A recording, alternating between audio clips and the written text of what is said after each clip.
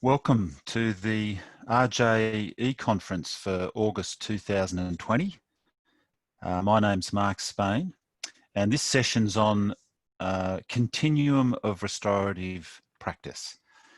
And before I start, I'd just like to acknowledge that I'm on Ngunnawal and Ngambri country in Canberra, Australia, and just want to pay my respects to the ancestors and the leaders in the past and currently in the present, and leaders into our emerging future, for the great wisdom that Indigenous people in Australia, and especially in this area where I am, have been holding space for restorative practice and governance systems that actually heal and restore people and country.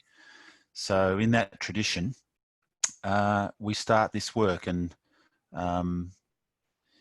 I'd like to offer blessings for the ancestors and traditional people for wherever you're watching this from as well.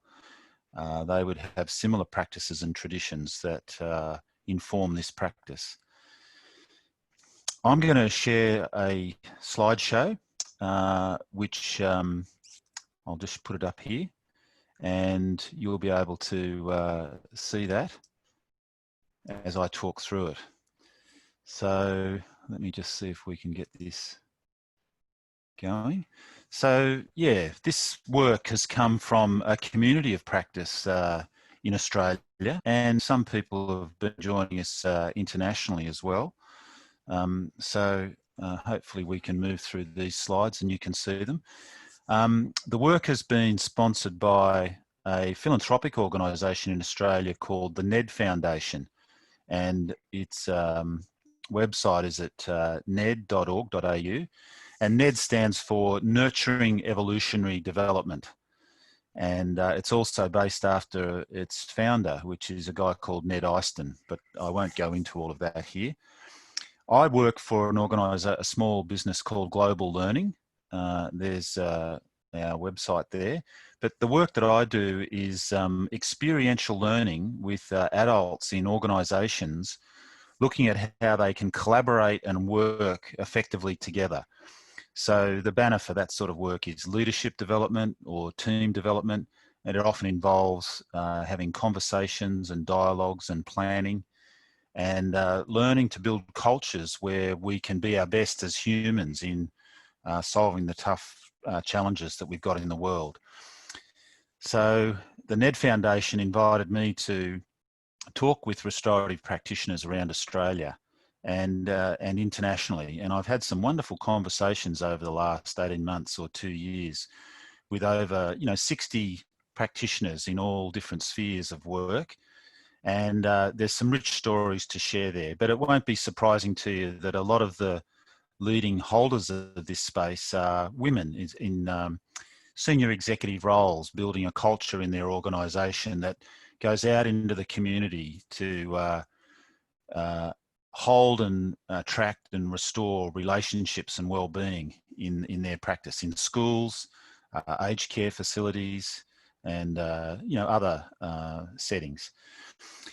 Since those initial conversations where I asked people about their own practice and what they could see could help strengthen restorative practice in Australia, we've set up a series of Zoom calls, and there's been 5 so far, with a smaller group of people. It's probably involved not all at one time, but maybe 25 of those 60 or so people, and the others have apologised that they couldn't make it.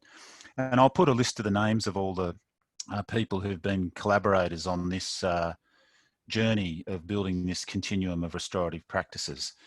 And there's also a lot of references that those folks have also shared to create that resource. So just an overview. The continuum starts, out to one side where it's really degenerative practice, and the way we see that working very often in the world and in our relationships is in violence, and it moves along a continuum to regeneration, where we're actually restoring life and having life flourish and thrive in all its ways on the planet and in the earth.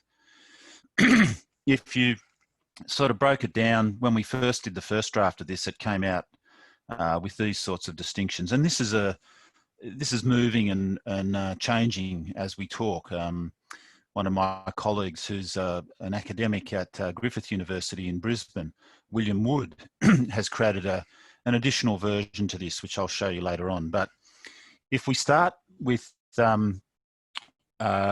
restorative justice in this space here, it's really come in the justice system and the criminal system when someone's been harmed, and the intention is, rather than continuing to like deal with the situation by basically more punishment and locking people up or calling them criminals, or the criminal justice system is not a restorative system.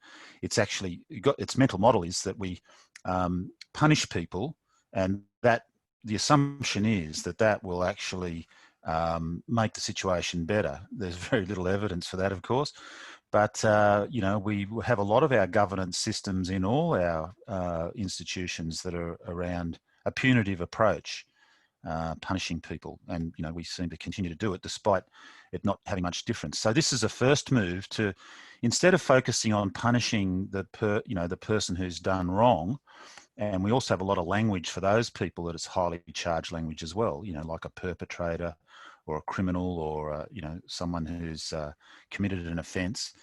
If we shift our focus to looking at the situation, and often the person who might be called a victim or who's been harmed, there's no sense of actually helping them at all. The punitive approach just focuses the other way. So in repairing harm, the focus here is actually what's the needs of the person who's been harmed and how can we restore well-being. So a whole practice has developed in the criminal justice system around that, and there's some fantastic practitioners doing that work. If we go to the left of that side of restorative justice, we're in systems where there's not restoration, but the main focus is on blame and punishment. And a lot of people, when you talk to them, feel like a lot of the institutions that we have and our organisations and our workplaces and even our family structures and modes of interaction in community can often fall back into this blame and punishment mode of operation. Our public discourse in the media is highly charged, and we look for really antagonistic extreme positions, and we like to use this language. And of course, our brains are highly tuned to fight and flight and reactionary responses, not to just calm and quiet and respectful and peaceful. We get energized and activated when we blame and punish, or can create tension in any conversation or relationships with people. So we're quite used to this mode of operating. And then even more degenerative out this way, non-restorative, is where there's actually violence.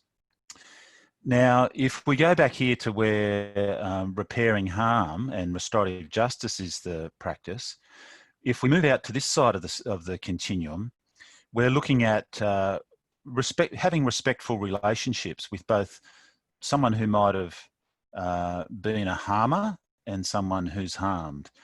So you can see I'm even thoughtful about using the language, because the language also is very charged, like a perpetrator and a victim. They're very powerful sort of terms, and actually take away or give agency to the people being described. And we'll talk about that later on. But in respectful relationships where it's restorative practice, it might start off at a very simple level where we use scripts and conversation techniques for dealing with harm and conflict. And there's some really good examples of this, and it's used in schools and people can get trained in it. But often, if only one practitioner is using this in an institution or a school or any organisational environment, they can feel alone and not valued. In fact, the system can be punitive to people operating like this and unsupportive. So if we go further along this spectrum out here, is where practitioners, not just a solo isolated players doing restorative practice work, but there's supervisors and executive leaders and other people in the organisation who are creating a culture of restorative practice and introduce a program where the way colleagues relate to each other restoratively, while they're also delivering restorative practice to, children in schools or the clients in their organisation or whatever the context there is. If we go further out here, this gets into actually the way a senior manager or an executive leader in an organisation might actually frame the whole way the organisation does its work, both internally and externally. And they talk about restorative practice as a way of being. It's the way that I conduct my life all the time.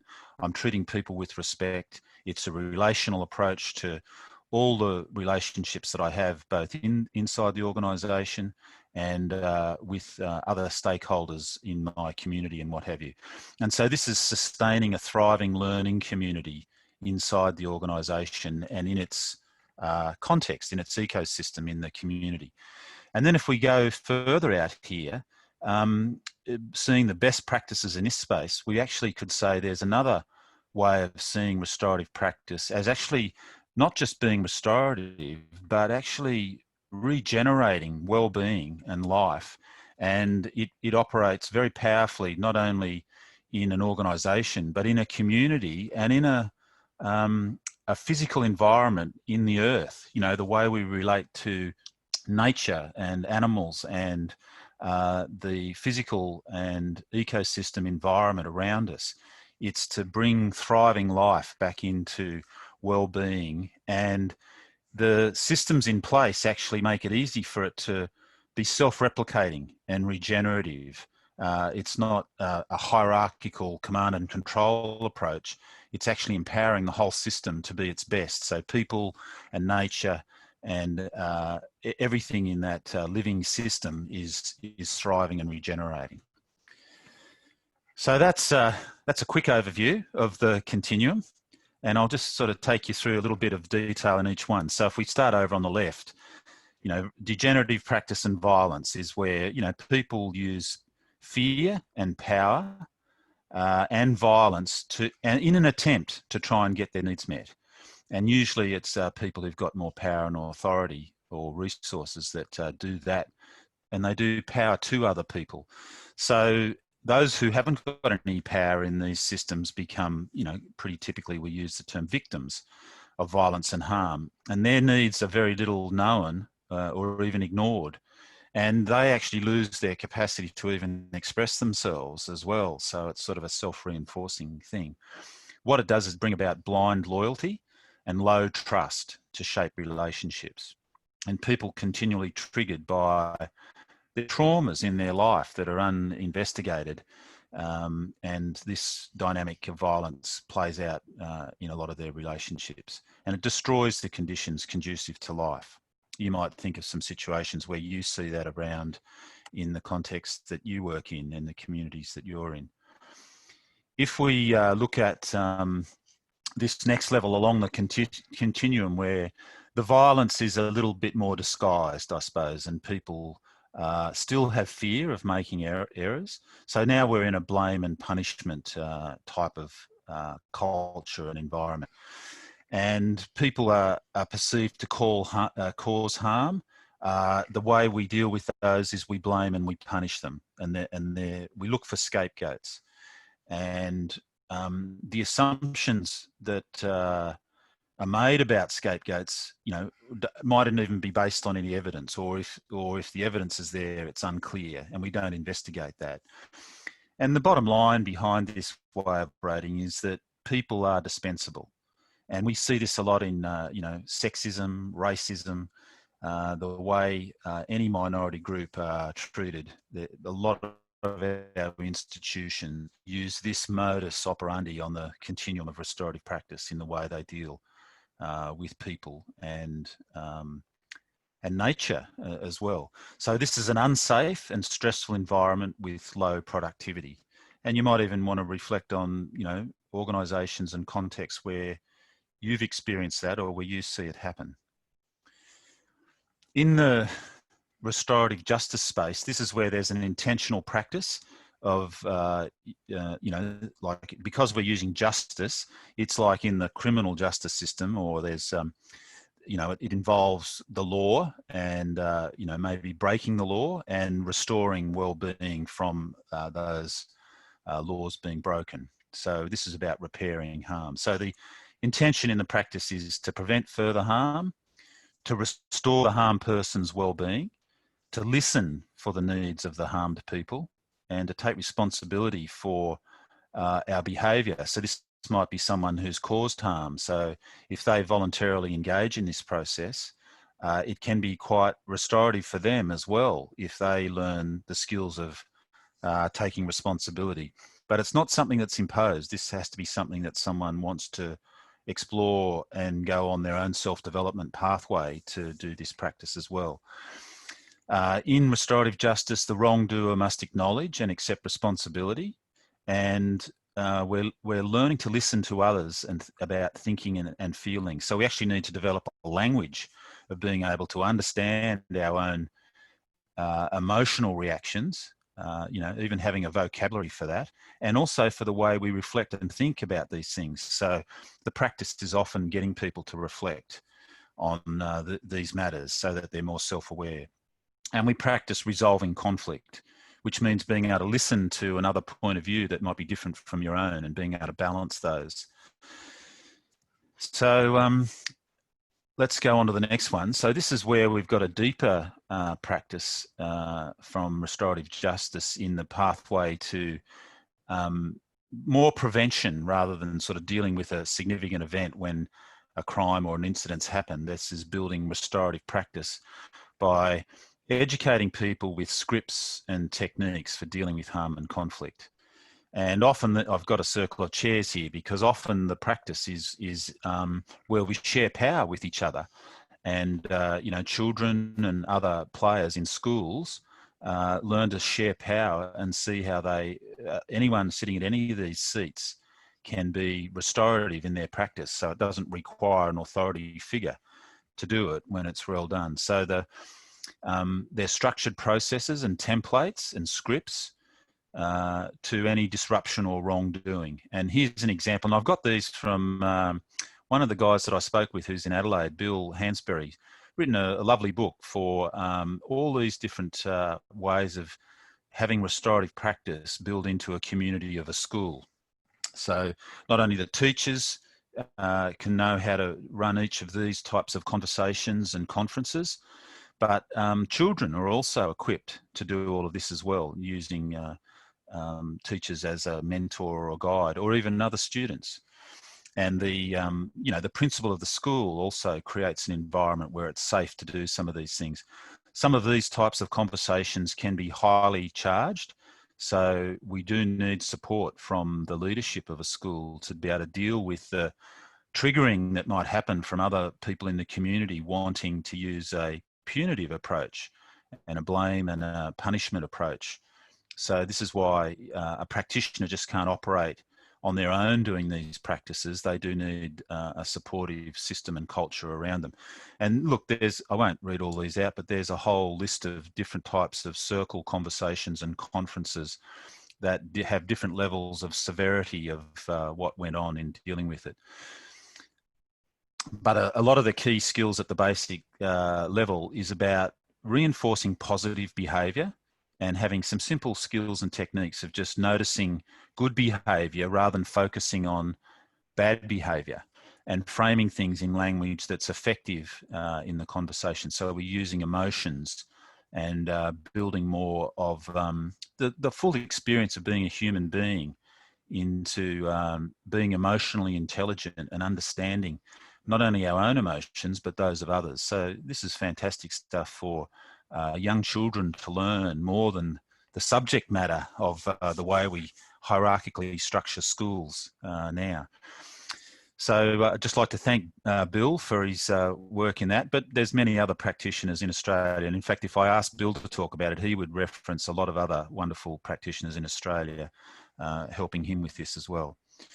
So if we move further into the support systems in an organisation, that create restorative practice. This is a culture in a school or an organisation or an institution that's dealing with restoring well-being to people, is that these things aren't just training events or just a script or an activity. They're like an extended program. And even as we get deeper into this, like it shifts from being a program into the way we do our practice. So you could find an institution or a school or an organisation who actually has as its foundation, guidelines for practice that are relational in how they deal with all their relationships. And but in the first instance, because it doesn't work just through having a manual, it's a culture, so it's a way of relating. So we need to see role models around, and this is why the senior people in environments who are in leadership positions set the culture. And the first one is that there's no blame. So when things go wrong, leaders in these environments create a culture of learning and growth rather than blame and punishment when things go wrong. And so it takes away the fear. So this is building and maintaining community. We hear every voice. We discuss the norms and the values that we stand for. And there's more authority and power given away by the people at the top of the organisation to people at the front lines in the organisation, and they're trusted. And the sort of behaviours that are expected in an organisation are modelled. And you know this when you go to a hotel or somewhere that's really focused on customer service. The frontline staff are the driving force of the culture that organisation stands for. So the senior executive, who you may never meet, or the leader, creates a culture that is restorative and relational and focused on human well-being, so that the frontline staff in that organisation can deliver the same quality of care and relational connection to the people who come to the hotel. So if you've ever experienced that, when it works well, you'll see the great qualities that people demonstrate that all fit into this culture of relation and restoration. And of course, we also see when it goes wrong and when the system's stretched and tested and it doesn't work. So you'll see a lot of cooperation between the staff because their well-being is on helping other people be effective. So if we keep going along this continuum, where we move from just having a culture, but to restorative practice as a way of being, and this is involving a learning community or an organisation. So we're building and sustaining thriving relationships. We speak from our heart. We feel comfortable about that.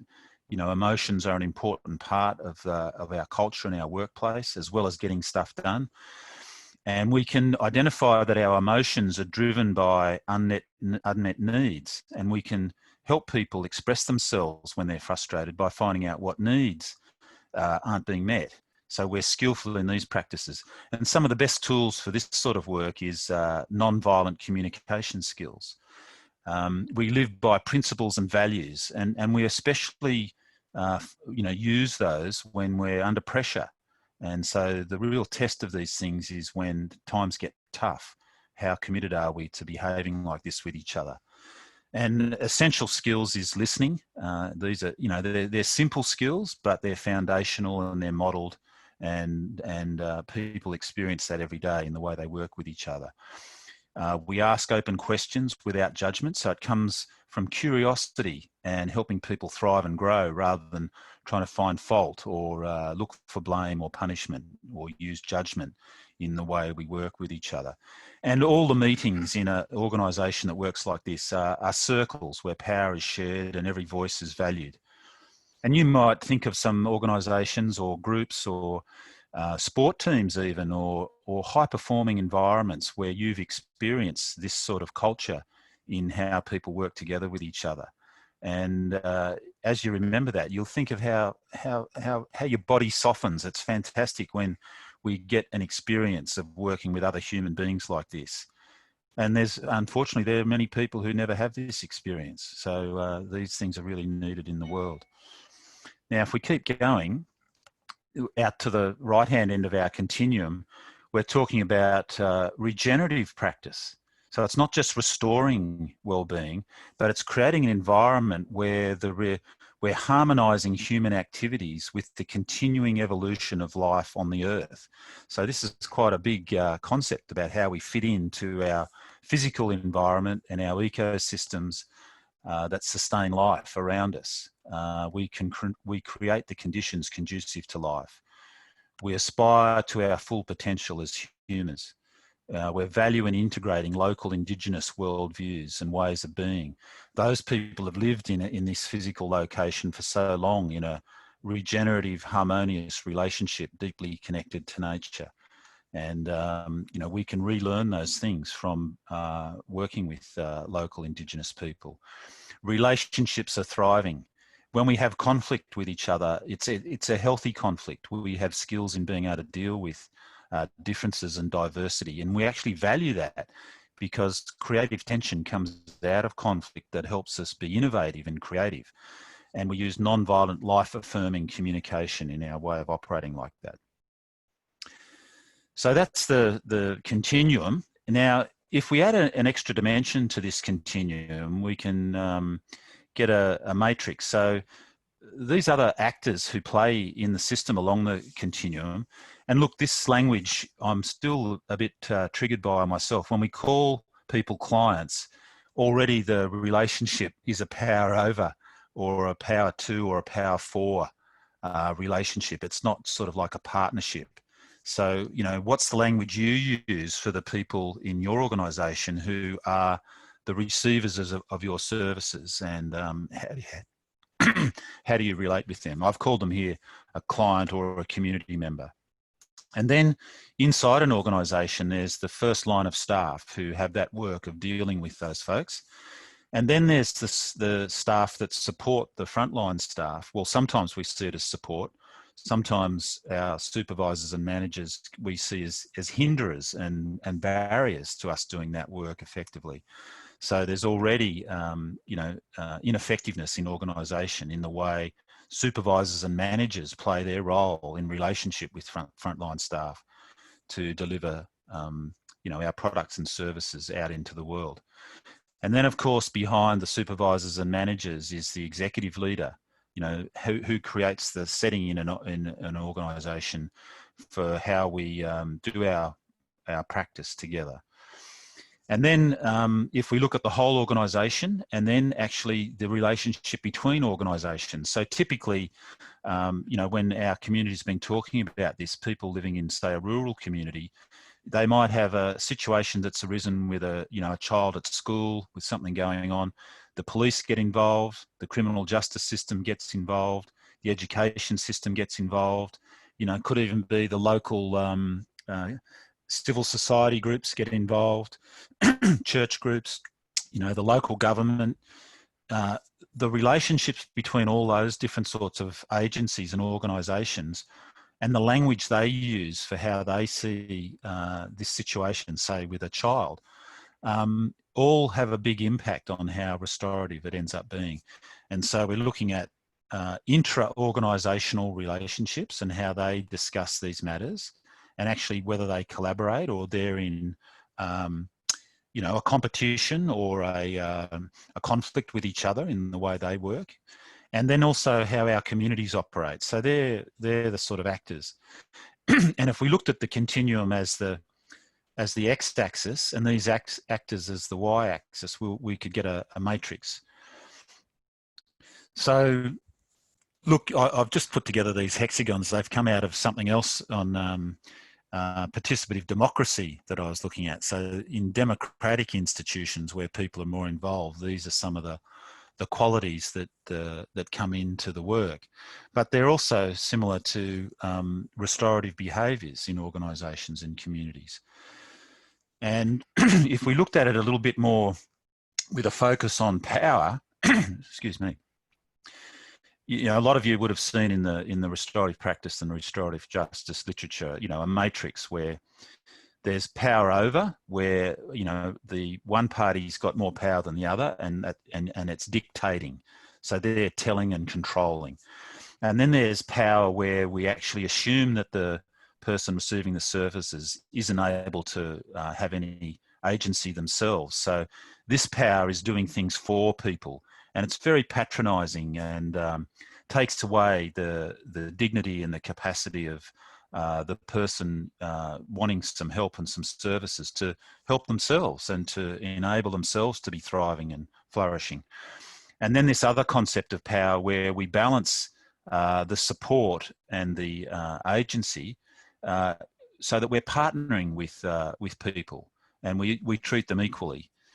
And in this sort of environment, it's very important to notice the language that's being used, and just the whole idea of any organisation that delivers services is already set up with a power differential in how they see their client or their community member. And that hidden worldview or language really creates the setting for how the whole thing plays out from there. So the language needs to be conscious and intentional in how we do that. And we need to reflect on our practice. And I'll just give you some examples here, like even just the simple words of a perpetrator and a victim. As I said before, these are powerful labels that really differentiate who has the power and who hasn't, and who can do anything about it. And even just the simple act of calling someone a client, that can be seen as a subservient relationship. So, what's the language that you use in how you implement your practice into the world with the customers or the community members that you're providing services to? And look, a really helpful practitioner in this space in Australia is Kerry Sellen. She's been doing some lovely work with youth and families. And based on her collaboration with Terry O'Connell, talking about being explicit in our practice is another way of giving agency to children and families, so that they can start to use the same tools and practices that restorative practitioners are using, and sharing them in a way where power is equal. And look, if you ever get a chance to talk with Kerry, she'll show you some great examples of where kids create their own story and narrative of their lives. And that becomes the foundational tool for someone who's a restorative practitioner to enable them to keep building on that story, so that they're an agent in creating their own life. Now, some of the tools that Kerry uses for this is, in her organisation, would be a relational practice manual. And that makes, rather than having everything rule-driven, when you do set up an organisation and you want relationships to be central, this documented approach to making sure our relational practice is the centre of all the things we do, it can guide you when things get really tough and you feel fearful and triggered, so that you might revert to a blame or a judgmental approach to dealing with problems, or a punishment approach, because that's the fight or flight response from our typical brain reaction. But using a relational practice manual, you can guide your own way of dealing with tough problems as well. And at the centre of of a relational practice manual is, Kerry would talk about 4 pillars of restorative practice. The first thing you need to do is be restorative to yourself. So if you can't treat yourself with compassion and listen for the needs and have an effective relationship with yourself, you're not going to be able to have a healthy, thriving relationship with other people who've also got their own things that'll trigger them. So you need to do that work on yourself that's restorative, and treat yourself with compassion and kindness as you do that work. And for some of us, there's a lifetime of work, especially if we've had trauma in our own lives that we're trying to learn to deal with. The next pillar of restorative practice in a restorative practice manual is to be restorative with our work colleagues. So we haven't even got to talk about any of our clients yet. This is just our self-management, and then with the teams of colleagues that we work with. How do we build relational skills and restorative practice with those folks? Then we move out in the third pillar to how we deal with our Community. I mean, I've got clients in inverted commas here because, again, it's a loaded term in the language about the power and who has agency. Once we've developed restorative practice and relational practice with all those folks, and a lot of that involves experiential learning and reflecting on our practice. This other pillar, the fourth pillar, is where we are explicit and we share and articulate the tools and skills that we're using in our practice, and we offer them in partnership with the people that we're working with so they can use them for themselves. And we explain all of that openly and transparently. So even though I haven't worked much with Kerry, I've heard her speak about this, and she's a great example of bringing this to life in an organisational setting that's also trying to do healing and restorative work with young people and their families and communities. Look, what I've done here is just look at each of those actors. What are some of the capabilities that we need to have to be restorative as we move across that continuum? And one of the first things is helping people learn to be accountable to themselves. So if you make a commitment and you let yourself down, energy gets drained out of you like that. So these are simple. Even high-performing people, when they make a commitment and they don't keep it, they lose their world shrinks. They lose some emotional energy to be thriving and regenerative. So learning how to be accountable to yourself and your own commitments. You can be an agent in your own problem solving. You acknowledge harm and responsibility and take accountability. You do no harm and support healing in yourself and in others. And you deal with guilt and shame in self and others authentically. These are powerful emotions, guilt and shame. And so you don't want to be manipulative around those. You want to help people be vulnerable and courageous around that. So you can't do that easily unless you're behaving with integrity in that yourself. And a person who's being restorative in this space engages in growth and learning for themselves and others. Now, there's a lot of work that happens in all of that, but it's wonderful when you see it happen, especially when people are struggling to deal with their own lack of agency and accountability to deal with their own struggles and trauma and what have you. But if we focus it in this area and equip them to do it, this is where the explicit practice fits in. If we look at the frontline staff who are delivering services or skills, I mean, there's a pretty long list here. And, I mentioned Bill Hansbury before, and he's worked a lot with Marg Thorsburn in Queensland. And we've just pulled together a whole lot of different personal capabilities and skill sets that bring about restorative practice at a frontline staff level. And look, I feel like I could read them all out, but it may take too long. So look, this slideshow will be available as well as this video for people to look at. And we'll create some space after this presentation for people to zoom in and have a conversation about some of these things as well. And we also really value you'd have maybe even better language for some of these practices that we can include in this open source work to create this, this continuum that everybody can use as an open source tool for restorative practitioners. So I've got 2 pages of skills and capabilities, if you like, for frontline staff to be effective restorative practitioners. And, the one there I've got at the end, of course, is that they make their practice explicit and explain and share it openly. So they're able to be vulnerable and courageous in their own work. And especially when they get triggered. I mean, that's the real test, is when you feel a bit fearful and triggered by someone using power over in your situation. I know for myself, that's been the challenging area for my practice. If we go into the supervisor level, so these are the people who are creating the environment for learning and growth for frontline staff. So the capabilities at this level, they need to understand restorative practice philosophy in action and model the interpersonal skills and be able to acknowledge harm and responsibility and accountability when anything goes wrong. To discuss systemic patterns and not blame others when errors occurred. model values of equal respect, care, acceptance, and dignity, and also fairness, participation, sharing power, and creating safety and positive relationships. That all needs, it's not what you say, it's how you model that.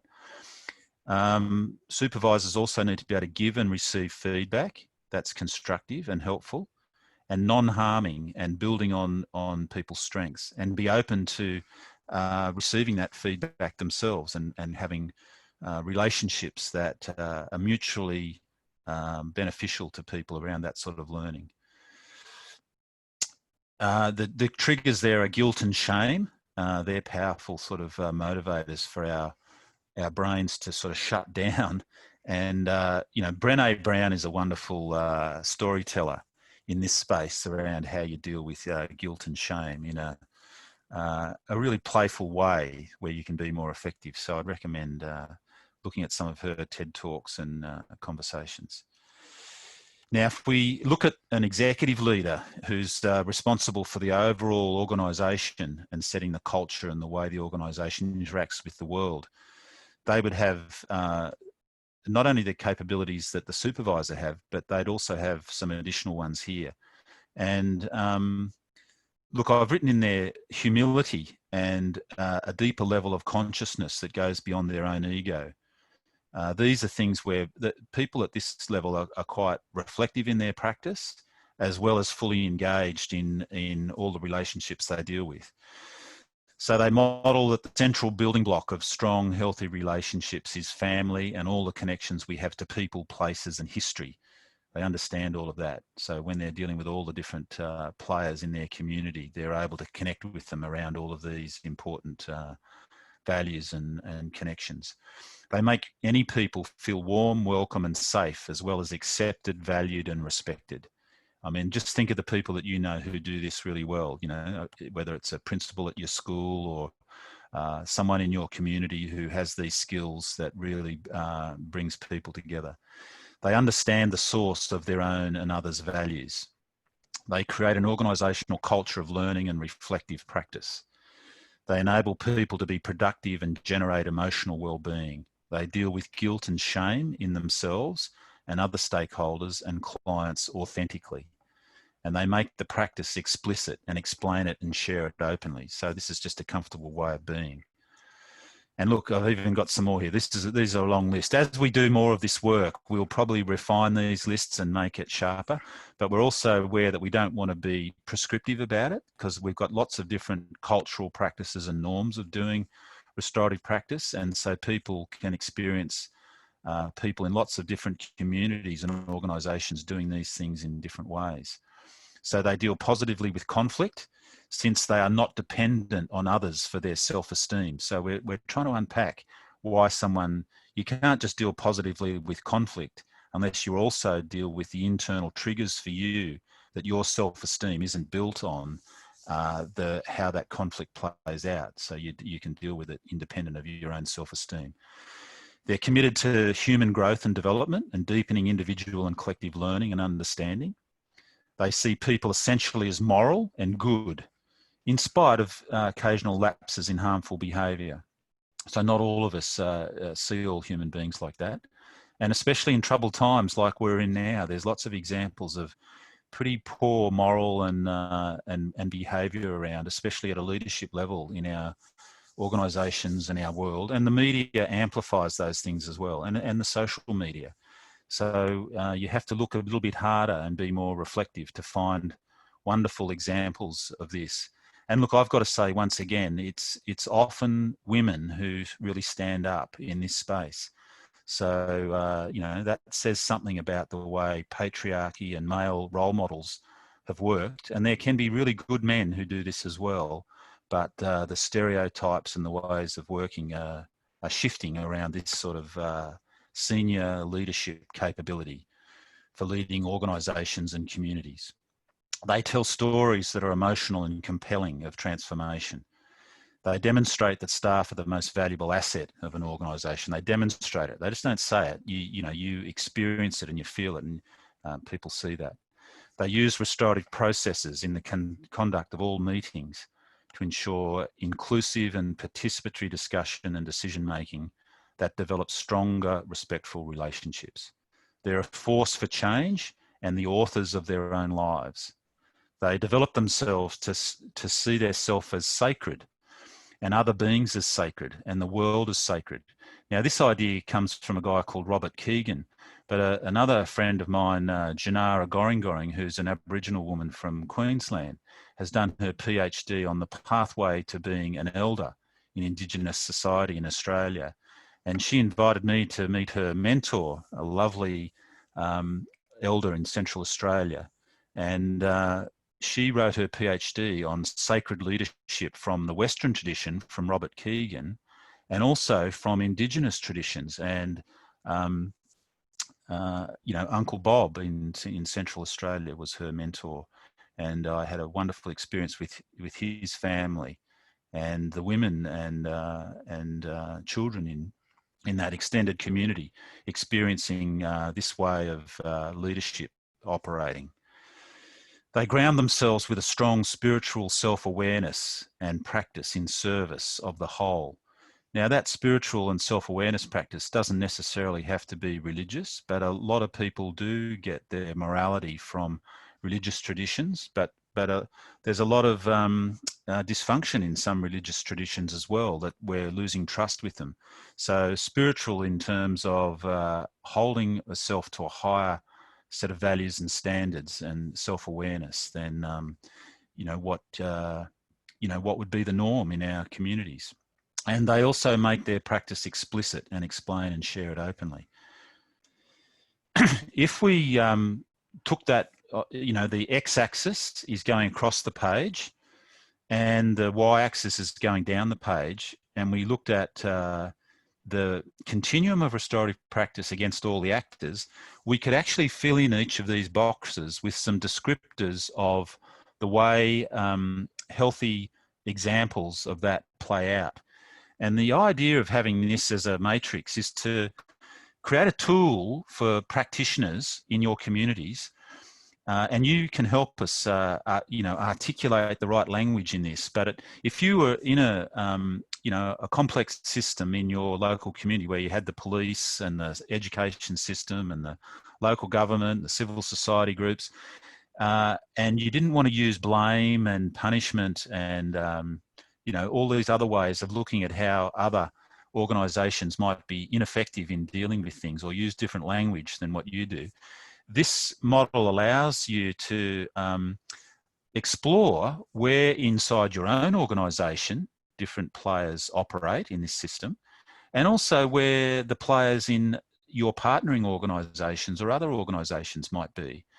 And without blame or punishment, but being curious and explorative, you know, look at where the shifts could be made and where the opportunities to open up can happen for restoring of well-being can play out in the relationships between people inside roles in organisations and between organisations can be effective. So this tool is not fully developed. We're in the process in our learning community of continuing to refine it and use it in our practice. And we welcome you to engage with us. So this is open source intellectual property, if you like, and actually a lot of it comes from long-term traditions from our ancestors and Indigenous people for being inclusive of any member in the tribe or community to be held and nurtured, even if they've behaved badly, they're still included. So there's a lot of good practice around the world about doing this work. So you're welcome to add your ideas and resources and language to this tool, and I'll put a link to it in the material accompanying this so that you can access that. And you can also contact me to have a chat about it as well, whenever you want. So the second iteration of the continuum that my colleague William is doing at Griffith University, he's just used this language here going across the page, and you can have a look at that. It's sort of very similar, but it's we're trying to sort of build some language that is yeah, a bit more clearer and grounded in the experience of practitioners who are in this space. I should say that I don't see myself as a practitioner. I've sort of come in as a listener and a learner into this community of practice, and really valuing the great insights from those practitioners who are doing this really well. So I'm still sort of learning and finding my way through this territory as well. In terms of the next steps, we're working on this matrix further, and I've just mentioned where you can find access to that and help us out and contribute your own thinking. And the real key, I think, is creating language that's appropriate for the way practitioners are doing this work. We want to trial the matrix as a tool for any of you or practitioners to discuss the system dynamics at work in your communities in a way that's non-threatening and non-punitive to all the different players. And we want to help to make conversations about restorative practice amongst collaborating institutions more effective and without blame. So we're really looking forward to engaging with you about this and having your contribution to this open source resource, and hopefully continue our own learning and awareness in that space. If you want to contact me, there's my information there. And I'd like to acknowledge these wonderful folks who've been a part of, I told you I've spoken to about 60 people over the last 18 months or 2 years. Fantastic conversations with wonderful practitioners doing work in different parts of Australia and across the world, in England and the USA. And then about maybe 25 of those have been available for, we've had 5 Zoom conversations over the last 6 months or so. And so all these wonderful folks here that I've listed on this page, and look, there's probably a few others that I may have missed out on, have actually contributed some resources and thinking to creating this tool. I'd just like to acknowledge all of them. And yeah, that's it. It's all based around sharing power equally and sitting in circles and us being the best we can be as humans. So thanks very much, everybody. And I'll stop the share, and I might stop the video from here. So I'll just find the button to switch it off and stop recording. There we go.